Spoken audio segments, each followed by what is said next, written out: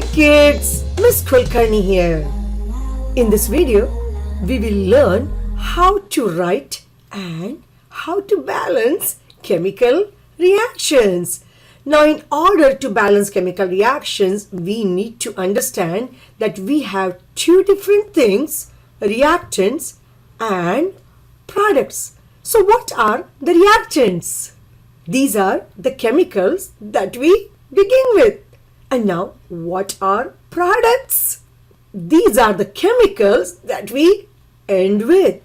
Now, in a balanced chemical reactions, always, all the time, we will have the total number of atoms on the reactant side equal to the total number of atoms on the product side.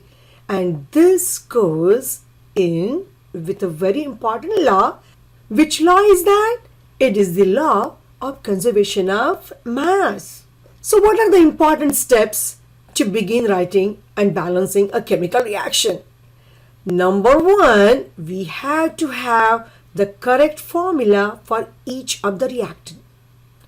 Then we need to put an arrow which shows we are yielding from reactants to products. It's like kind of a roadmap. We begin with reactants and we are ending to our destination, which is products. Then we have to make sure we have a correct formula for each of the products. After that, don't forget we have to write down the physical state for each chemical, which could be liquid, solid, or it will be gas, or we also write down aqueous for solutions and also acids. Then finally, we have to make sure that we balance the entire chemical reactions. And how do we do that? By changing and adjusting the coefficients that come with each of the chemical. So let's actually work on some problems so you will understand how to balance the chemical reaction. Here is our first example. A piece of zinc reacts. Let's stop here. Zinc, the symbol is Zn. When it says reacts, it is mixing with the second chemical, second reactant. And what is that? It reacts with hydrochloric acid. You should know hydrochloric acid formula is HCl, and then that produces, the word produces indicates they are going to react and form the products. So we indicate an arrow. What are the products? Zinc chloride, and the formula for zinc chloride is ZnCl2, and means that's a second product, and this is hydrogen gas. Hydrogen is a diatomic element, so we are going to put that as H2. Now let's go back and write down the states for each of the compound. A piece of zinc. Zinc is a metal, so it will be solid. Most of the metals are solid and there are exceptions like mercury. Hydrochloric acid. All acids are water soluble, so we always consider those as aqueous. Zinc chloride. You can find out zinc chloride status by looking at the solubility chart.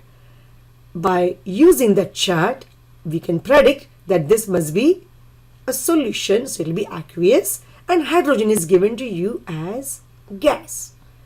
Now the next step is to balance this reaction, and here is an easy way to balance any chemical reaction. Let's write down each of the chemical underneath the arrow.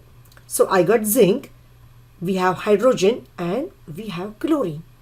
We have these three elements on both reactants and product side.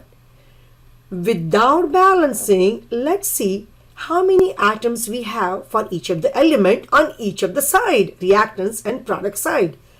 Zinc, there is no coefficient, that means we have one atom at this point. HCl has no number, no coefficient, that means it's 1. So we have one atom of hydrogen and one atom of chlorine to begin with. Let's look at the product side. Zinc is only 1, Cl2. Chlorine are 2 atoms and hydrogen is 2 atoms. According to the law of conservation of mass, we have to make sure the number of atoms are equal on both the sides. So zinc we are fine, but hydrogen we have 2 here, but only we have 1 on reactant side. So let's make that 2.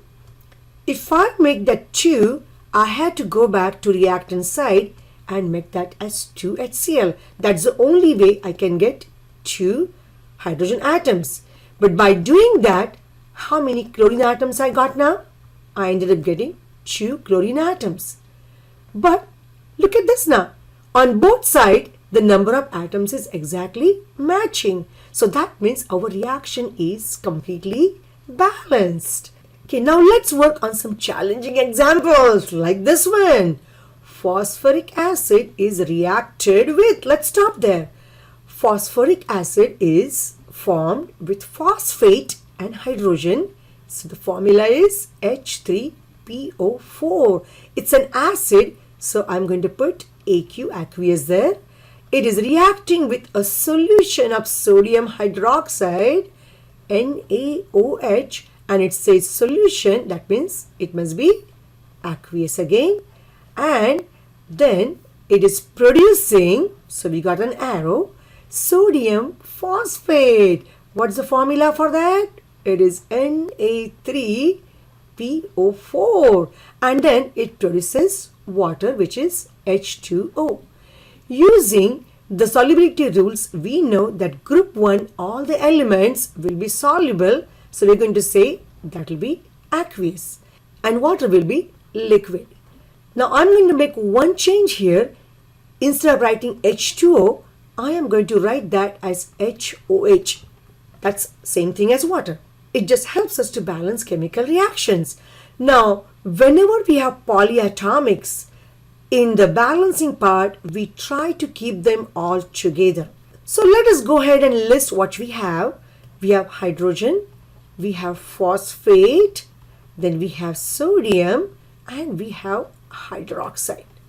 So before we balance, we ended up getting how many hydrogen? We got 3 hydrogen. Phosphate, we only got 1 on the reactant side. Sodium and hydroxide both are 1. On the right side, sodium we got 3. So let's put 3 here. Phosphate is 1. Hydrogen hydroxide, we only have 1 hydrogen and 1 hydroxide. Remember, we are doing all this before we actually balance the chemical reaction. Now is the real thing. So we had to make sure that both sides the number of atoms is equal. And we can begin with any of the atom. I like to begin with a metal. So sodium has 3 atoms on the product side, whereas on the reactant side it only has 1. Let's make that 3. If you make that 3, we have to go back and get 3 atoms from the sodium hydroxide there. Now that makes hydroxide 3. If we get 3 hydroxide on the left side, we have to also make 3 hydroxide on the side of the products. That is the one which we have in hydrogen hydroxide there. So we are going to put 3 in front of water. That makes hydrogen atoms 3. And now let's look at number of atoms on both reactants and product side. They are all balanced. Alright, let's do one more reaction here. So there you go. We got the reaction ready. Chlorine, it's gas, so we put the state gas, and chlorine is one of the diatomic element, so we put Cl2. Then it's bubble through, which means same thing, it is reacting with lithium iodide. There is solution, so we put aqueous there, and then the product, so we put the arrow. The product will be lithium chloride, which comes from group 1 compound, so it will be aqueous, and it says solid iodine.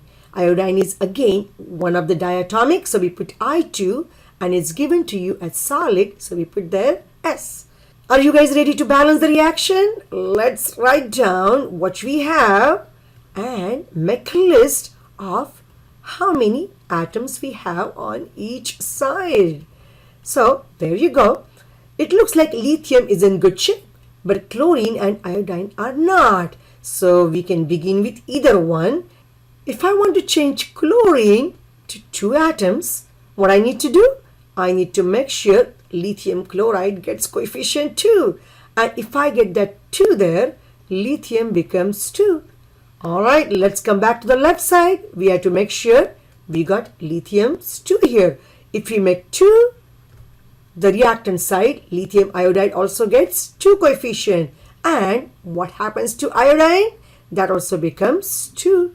And now everything is perfectly equal number of atoms on both sides. So it is a balanced chemical reactions. So guys, I hope you enjoyed the video and you learned how to write and how to balance a chemical reactions. I'll see you in next video. Until then, bye bye.